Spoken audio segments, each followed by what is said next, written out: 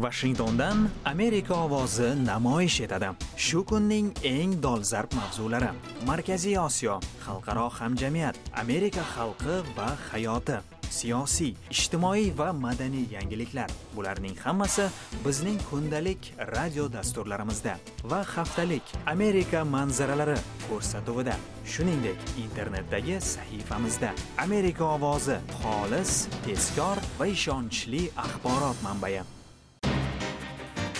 Amerika manzaralari dasturining bugungi sonida Green Card nima? Lotereyachi. Saylovoldi karikaturalari va filmlar. Texas shtatidagi o'zbek oilalari, Ipak yo'li festivali. Dunyoning bu qismidagi siyosiy, iqtisodiy va ijtimoiy manzara. Amerika ovozi televideniyasining Washingtondagi studiyasida Navbahor Imamova.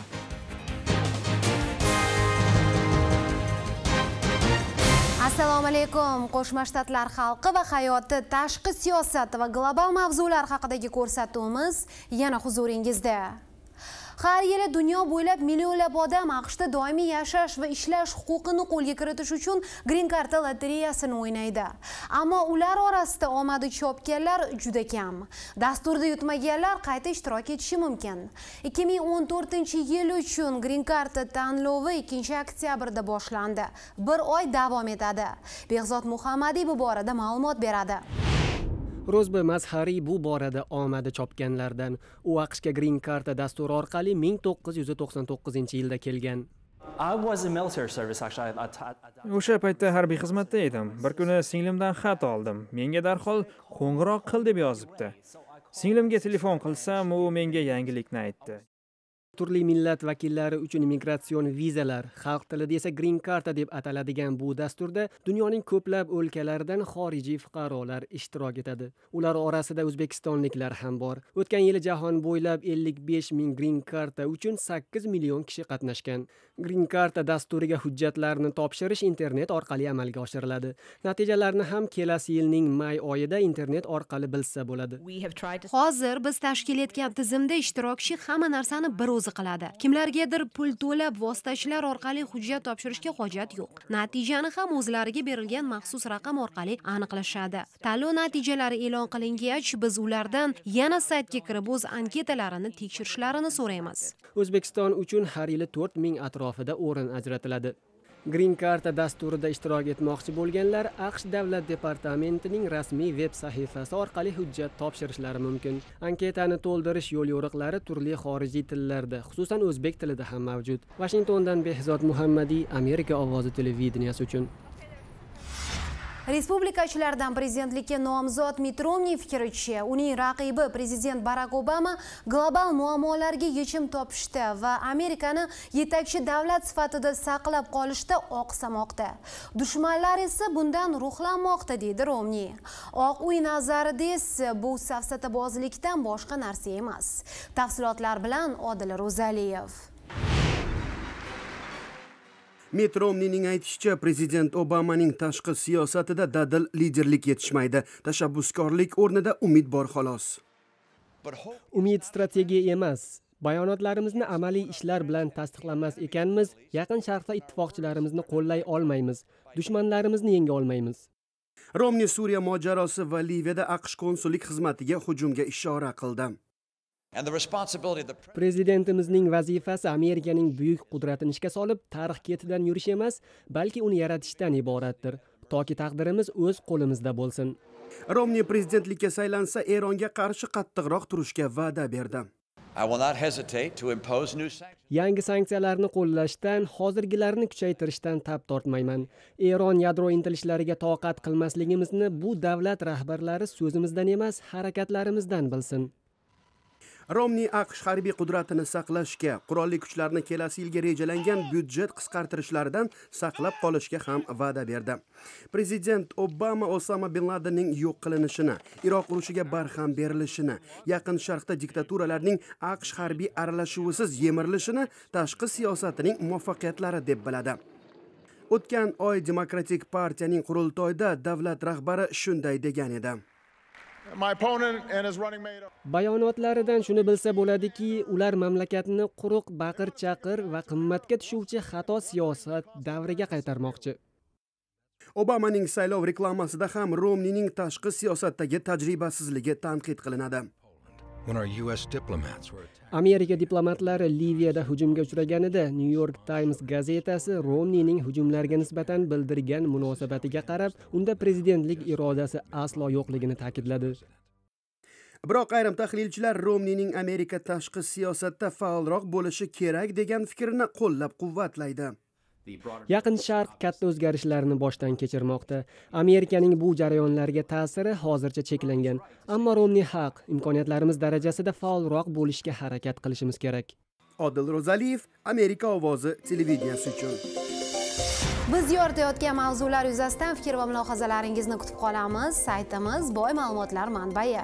Sharhlar, maqolalar, suhbatlar va lavhalar bor u yerda. Markaziy Osiyo bo'ylab yuz berayotgan o'zgarishlar, sizni qiynayotgan muammolar va kundalik yangiliklarni tahlil qilib boramiz. Amaldagi siyosatni savolga tutganimiz uchun saytimizga O'zbekistonda to'siq qo'yilgan, lekin muqobil adreslarimiz bor. Masalan, yangilik.com. U orqali kira olmasangiz, biz bilan bog'laning. Sizga yangi manzilni ko'rsatamiz. Eslatib o'taman, bu adreslarni ishlatayotganingizda Sifon degan programma chiqadi. Bu saytimizga kirishning oson va xavfsiz yo'li. Programmani yuklab olish mumkin. Buning uchun Uzbek elektron pochta belgisi amerikaovozi.info degan adresga maktub yo'llang. Sizga maxsus link jo'natamiz. Amerika ovozi deb qidirsangiz, teledasturlarimizni YouTube singari video manbalardan ham topasiz. Shuningdek, Mo'ymir, Vkontakte, Facebook va Twitter kabi ommabop sahifalarda ham bormiz. Dasturimiz davom etadi. Qo'shma Shtatlarda 6-noyabr kungi saylov natijasini belgilaydigan shtatlardan biri bu Kolorado.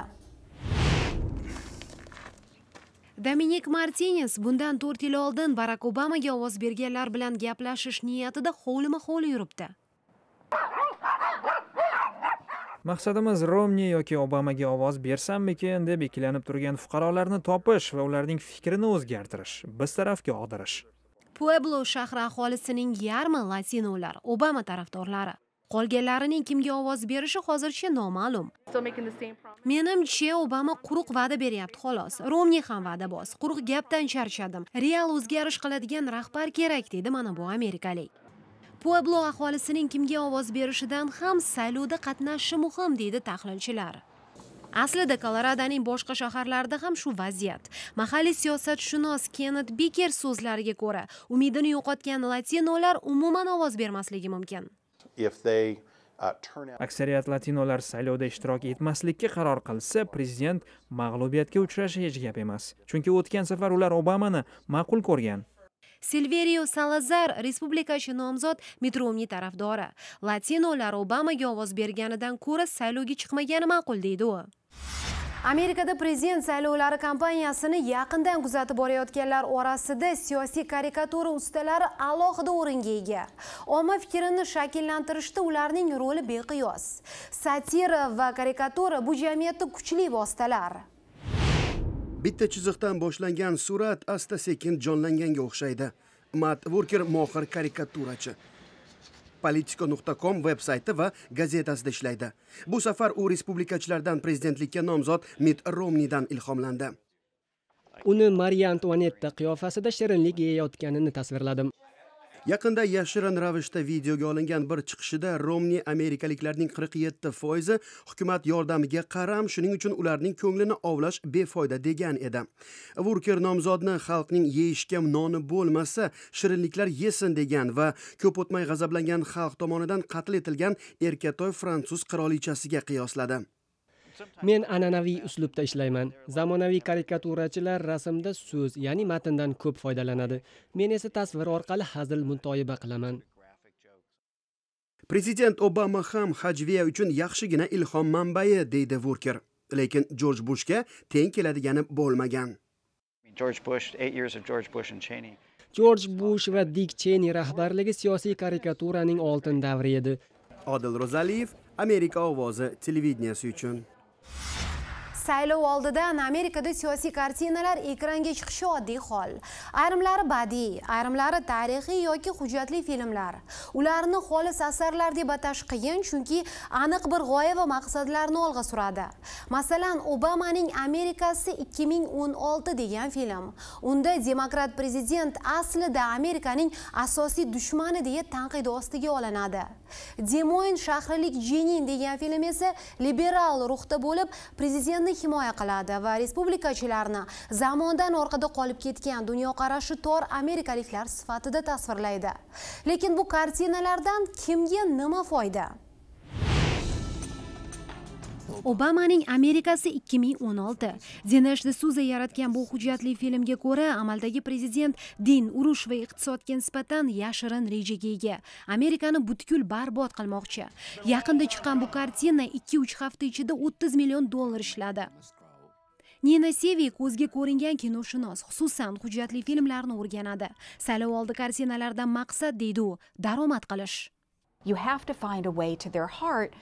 Odamlar saylov kampaniyasi uchun bir tiyin ham bermasligi mumkin, ammo shunday kinolarni ko'rish uchun haq to'lashga tayyor. Siyosiy mazmundagi hujjatli filmlar kuchli propaganda. Ularni ko'rganlar aksariyat hollarda saylovga chiqadi, hatto nomzodlarga yordam berish uchun yengini shimaradi.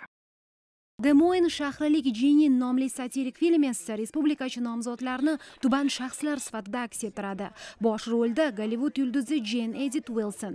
Jenin respublikachi. Partiya yig'ilishlarida qatnashib, Obama siyosatini keskin qoralaydi. Jenin prezident boshlagan islohotlarga mutlaqo qarshi, lekin ishidan ayrilib tibbiy sug'urtasiz qoladi. Undan ko'krak rak ham topishadi. Muolaja uchun pulim yo'q. Bilaman, yo'lni topamiz. Okey, lekin Obamaning dasturi kerak emas. 2004-yilda Michael Moore o'sha paytdagi prezident George Bush siyosat haqida shunday tanqidiy film ishlagan edi. Fahrenheit 911 kartinasi global shuhrat qozongan o'shanda. Jahon savdo markazining birinchi binosiga samolyot urildi degan xabar olsa ham prezidentimiz pinagini buzmay suratga tushish bilan band bo'lgan. Film $120 million daromad keltirgan. Eng kuchli hujjatli film deylik, lekin Bush qayta saylandi. Jiddiy kartinalar ko'p deydi kinoshunos, lekin ular keng ommani o'ziga jalb eta olmaydi, chunki mazmunan murakkab. Ulardan biri Alex Gibney ishlagan va Oscar mukofoti olgan Zulmat tomon taksi filmi. Unda Bush davridagi yashirin qamoqxonalar va qiynoqlar tasvirlanadi. Biz inson haq-huquqlarini hurmat qilamiz. Bizga yo'q degan iroqliklarga nisbatan qo'pol munosabatda bo'lishga ruxsat berishgan. Ularga itdek qarashgan. Shunga o'rganib ham ketdik. Etni jimirlatadigan, ko'zga yosh keltiradigan tasvirlar. Nina Sevi singari ekspertlar bu filmlar foydasiz demoqchi emas. Aksincha, ular omma dunyoqarashini kengaytiradi. Odamlarni loqayd bo'lmaslikka undaydi. Qirg'iziston janubida bu ko'rsatuvimizni Keremet telekanali orqali dushanba kech soat 6:30 da tomosha qilishingiz mumkin. Bishkekda bizni Almaz FM'da har kuni kech 11:00 da tinglang. Afg'onistonda esa Samangiyonda, Shaharvand FM 87.8 to'lqinlaridamiz. Jonli tarzda har kuni kech 7:30 da. Uzmobil.com esa sizni biz bilan uyali telefoningiz orqali bog'laydi. U yerda ham radio va video reportajlar bilan tanishasiz. Dasturimiz esa davom etadi. Amerika ovozi radiosining kundalik dasturi. O'zbekistondagi bugungi vaziyat, Markaziy Osiyo hayoti, dunyo xabarlari, xalqaro jarayonlar, tahliliy suhbatlar, siyosiy ijtimoiy mazmundagi qizg'in munozaralar. Toshkent vaqti bilan kechki 8:00 da. 19, 25, 31 va 41 metr qisqa to'lqinlarda. Amerika ovozi radiosi. Xolis, tezkor va ishonchli axborot manbai. Amerika manzaralari telejurnali sun'iy yo'ldosh orqali Asiasat 3C to'lqini 370-kanalda dushanba kunlari. Toshkent vaqti bilan 15:30 va 19:30 da. O'shda Keremet televideniyasida 18:30 da. Mozori Sharifda 15:00 va 19:00 da, jahon bo'ylab 10:30 va 14:30 da. Shuningdek, har kuni 340-kanalda 17:30 da, yakshanbadan payshanbaga qadar 19:30 da yoki internetda istalgan paytda. Amerika ovozi xolis, tezkor va ishonchli axborot manbai. Texasdagi o'zbek oilalari. Yangi hayot, yangi sinovlar. Houstonda Ipak yo'li festivali. Tafsilotlar dasturimiz davomida. Siz Amerika ovozi televideniyasini tomosha qilyapsiz. O'tgan dasturimizda Texas shtatida yashab, bu yerda bilim olayotgan, turli sohalarda faoliyat yuritayotgan o'zbeklar haqida hikoya qilgan edik. Turkum lavhalarimizni davom ettiramiz. Hamkasbim Odil Ro'zaliyev oilalarda ham bo'ldi. College Station'dagi eski do'stlarim bilan suhbatdan so'ng birga shaharni kezdik. Amerikaning 41-prezidenti ota George Bush nomidagi kutubxonaga bordik, ammo ichkariga kirishga ulgurmadik. Quyosh botayotgan edi. Bizni mehmonga taklif qilgan College Station'dagi bir o'zbek xonadoniga yo'l oldik. Oila bekasi bizni milliy libosda kutib oldi. Xonadon boshi Axdiyor Sattorov fizika matematika fanlari nomzodi. Amerikaga 1998-yilda kelgan, 3 farzandning otasi, ikkisi Amerikada tug'ilgan. Bizning laboratoriya ikkita yo'nalish bilan shug'ullanadi. Birinchisi magnitlar qilamiz. Mana bu CERNda katta tezlatgich bor.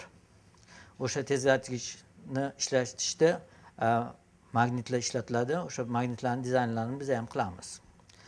Ikkinchi ish yadro reaktorlari bilan hozir shug'ullanamiz.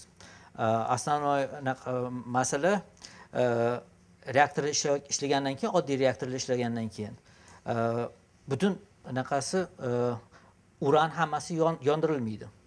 Deydi 95% anaqa uran qoladi. Uni keyin musor qilib o'sha reaktorlarning yoniga saqlashadi. O'sha musorni biz tozalash anaqasi dizaynlari bilan shug'ullanamiz. Sattorovlar oilasi 14 yildan beri Amerikada yashayotganiga qaramay, o'zbek urf-odatlari, tarbiyaga e'tibor kuchli. Baribirga ham Amerikada yashagandan keyin bolalarni o'qishi bor, maktabga borishi bor.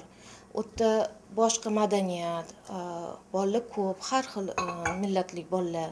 Lekin uyda kelganda ham o'rtog'im undoq dedi, o'rtog'im bundoq dedi deganda ham ha xo'p, mayli, shu o'rtog'ingni kulturasida, oilasida shunaqadir. Lekin bizning oilamizda bunaqa emas. Chunki biz mana shunaqa tarbiya ko'rganmiz. Sizlar ham mana shunaqa tarbiya ko'rsanglar, bizning urf-odatlarimizni saqlashimiz kerak. Baribirga ham shu qarindosh urug'lar uzoqda bo'lsa ham, lekin shu xabar olib, telefon orqali, Skype orqali. Nodirjon oilada to'ng'ich o'g'il. Xudo xolasa bo'lishi xirurg bo'laman. Shu o'qishga ko'raman, men futbolga qatnashaman, maktabga ham, professionalga. O'rtoqlarim ko'p, har xil. Meksikanец, o'zbeklar, har xil. Muhabbat opa Axdiyor akaning onalari Amerikada mehmon bo'lib turibdi. Meni bolalarim shu yerda ishlab, shu yerda o'qib, shu yerda o'sishyapti. Menga yoqadi. Lekin O'zbekistonda ham bolalarim bor. Ular ham o'sha yerda ishlashadi, o'qishadi. Yaxshi lavozimlarga ega. O'zbekiston ham menga yoqadi. O'zbekiston meni ona yurtim. Amerikada bolalarim yashaydi. Shuning uchun menga yoqadi. Diyorjon Amerikada tug'ilgan 2 farzandning biri, o'z oldiga yuksak maqsadlar qo'ygan. Men bu yil O'zbekistonga bordim, mazza qildim, o'rtoqlarim bilan tanishib keldim. Qarindoshlar bilan ko'rishdim. Men bu yil 9-sinfga kirdim. Men high schoolda o'qiyman. Man futbolga qatnashaman. High schoolda и professionalniy futbolga qatnashaman. Man xudo xolisa 52-prezident bo'laman Amerikani. Xudo xolisa. Shirin Sattorovlar oilasining kenjasi Amerikada tug'ilganiga qaramay O'zbekistonni sog'inch bilan tilga oladi. Meni ismim Shirin. Men 4-sinfda o'qiyman. Men kitob yaxshi ko'raman. Men rasm chizaman. O'rtoqlarim bor. Munisa, Dilfuza, Fazilat. Yana ko'p o'rtoqlarim bor. O'zbekistonga borganmisiz? Yoqdimi? Ha. Judayam yoqdi. College Stationga safar oxirlab Houstonga yo'l oldim. Amerikaning 4-yirik shahrida 50 ga yaqin o'zbeklar turadi. Furqatbek Yakval Hojiyev Houstonga oilasi bilan yaqinda Filadelfiyadan ko'chib bordi. Furqat aka bilan yaxshi tanishman. Bir paytlar Ozodlik radiosining Toshkentdagi bo'limini boshqargan. 5 yil avval bu mamlakatga endigina kelganida Amerika manzaralari uchun oilasi haqida reportaj tayyorlagan edik. 5 yil o'tib hayotingizda qanday o'zgarishlar ro'y berdi deya so'radim undan. O'zgarishlar juda katta desa ham bo'ladi. Avvalo katta o'g'lim Temirbek, kichigi Hikmatni ham oliy o'quv yurtlarini tugatishdi. Hozirda o'sha o'zlari tanlagan sohalar bo'yicha faoliyat olib borishyapti. Yana o'qishni davom ettirish niyatida ular. Undan tashqari kichik qizimiz E'zozaxon ham yuqori maktabda o'qiyapti. Keyingi yil o'qish tugatgandan keyin u ham universitetga kirish taraddudida yuribdi. 2009-yilda o'sha farzandimiz Temirbekka to'yini qildik bu yerda Amerikada. 2011-yilda Alloh taolo bizga ham mana nabira ato qildi. Hozir kunda biz o'sha nabiralarning bobosi bo'lib yuribmiz. Shuning uchun o'tgan 5 yil biz uchun juda tez o'tib ketgan bo'lsa ham, lekin oilamizda juda katta o'zgarishlar, yangiliklar yasadi. Furqat akaning aytishicha, Amerikada yashashni istagan har bir odamda bu yerga kelishdan oldin aniq maqsad bo'lishi kerak. Albatta hamma har xil niyatlar bilan Amerikaga tashrif buyuradi. Va juda ko'p vatandoshlarimizni bu yerdagi hayotlari bir tekis kechyapti deb ham bo'lmaydi. Lekin men o'ylaymanki, bularda asosiy narsa o'sha O'zbekistondan Amerikaga otlanayotganda maqsadli aniq bo'lish kerak insonni. Nimaga ketayotganini, Amerikaga kelib nima qilmoqchi bo'lganlarni hammasini iloji boricha ikkir-chikir, mayda-chuyda jihatlarigacha hisobini olgan holda kelish kerak. Agar siz biror bir sport turida shug'ullanmoqchi bo'lsangiz va bu sport turida biror bir muvaffaqiyatga erishmoqchi bo'lsangiz, birinchi siz mashq qilishingiz kerak. Xuddi shunga Amerikaga qadam qo'ymoqchi bo'lgan har bir inson bu yerga nima uchun kelayotganini aniq tiniq bilish kerak. Chunki Amerika albatta juda boy davlat, juda imkoniyatlari ko'p davlat. Lekin agar tayyorgarliksiz, maqsad va aniq rejalarsiz kelgan insonni Amerika shunday bir domiga tortadiki, u suzmoqchi bo'lgan manzillari qolib boshqa tomonlarga ketib qolishi mumkin. Va shunaqa Amerikada yana bir juda bir odam o'z ichidan his qiladigan bir jihat borki, Amerikada vaqt nihoyatda tez o'tadi. Nihoyatda. Agar siz ertalik boshingizni qashishga ulgurmasdan oylab yillar o'tib ketib qoladi. O'shaning uchun agar maqsadsiz bu mamlakatga kelgan inson umrini, hatto yillarini emas, umrini yo'qotib qo'yishi mumkin.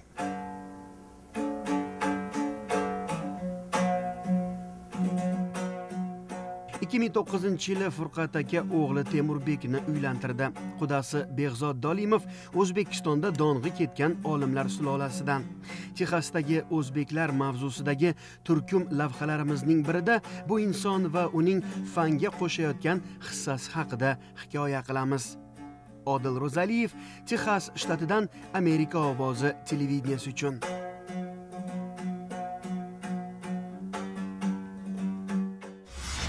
Texas shtatining Houston shahrida shu oy boshida Markaziy Osiyo san'at ahli jamul-jam bo'ldi. Birinchi Ipak yo'li festivalini nishonladi ular. Katta shodiyona Amerika xalqini Ozarbayjon, Qozog'iston, Qirg'iziston, Turkiya, Turkmaniston va O'zbekiston madaniyati bilan tanishtirdi. Nasiba Tohir festivalni biz uchun tomosha qildi. Havosi issiq Texasda qadim Ipak yo'li karvonsaroyiga tushib qolgandaysiz. Sharqona bezalgan darvozadan kirib borar ekansiz, atrofda mahsulot uyum rastalar. O'tgan ketgan o'zbek, ozar, turk, qozoq, qirg'iz, turkman tillarida so'zlashadi, qo'shiq aytib hazil qiladi. Birinchi Ipak yo'li festivali. Yig'in boshida turgan, barcha xarajatlarni bo'yniga olgan homiylardan biri Turkuaz kengashi. Mustaqil bu guruh Amerika, Turkiya va Yevrosiyo xalqlari o'rtasida muloqotni yaxshilashni ko'zlaydi, deydi uning rahbari Kemal Oksus.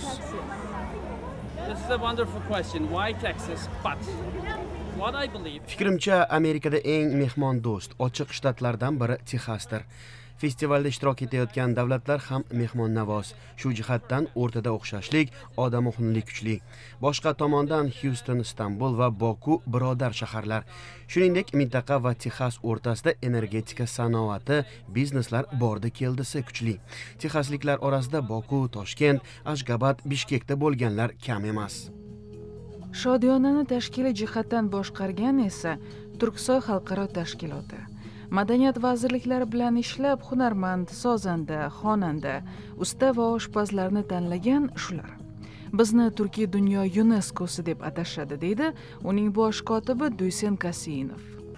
То есть цели и задачи, которые ставит известная всем организация Turksoy, точно такие. Turkiy xalqlar tarixi, madaniyati, san'atini ardoqlab, kelajak avlodlarga yetkazishni istaymiz. Qarorlarni a'zo 14 davlat madaniyat vazirlarining doimiy kengashi qabul qiladi. Festivalga bahordan tayyorgarlik ko'ra boshlagan edik. Pavilyonlar esa 18-sentyabrda qurila boshladi. Qarang, qanday muhtasham. Всю богатейшую культуру наших тюркских народов. Вот так. Toshkentlik Nilufar Musajonova chaqqon usta kashtachi. Bu yil uning uchun omadli keldi. Xalqaro festivallarga ketma-ket taklif oldi.